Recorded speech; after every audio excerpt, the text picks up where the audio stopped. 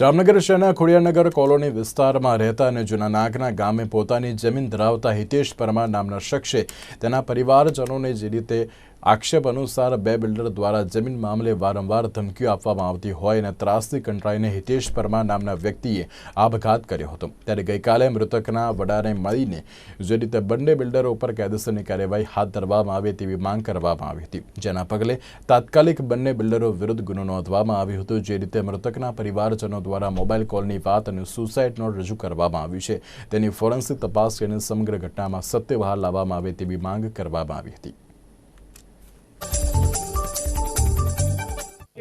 હું રમણ ફરાગજીભાઈ મોદરિયા, ઉંમર વર્ષ 58, જામનગર। અમે એસપી સાહેબને રજૂઆત કરવા આવેલ છીએ।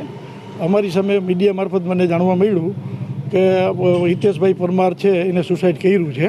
એ બહુ જ દુઃખદ વાત છે જે સુસાઇડ કર્યું છે। અમે આની અંદર ન્યાય હિતેશભાઈને મળે ને અમને પણ ન્યાય મળે એના માટે અમે સાહેબ સાથે રજૂઆત કરવા આવ્યા હતા, પણ સાહેબ અમને મળી શકેલ નથી। અમે જામનગર અમારા ઘરે જ છીએ, જ્યારે કહેશે રજૂઆત ત્યારે અમે આવી જશું।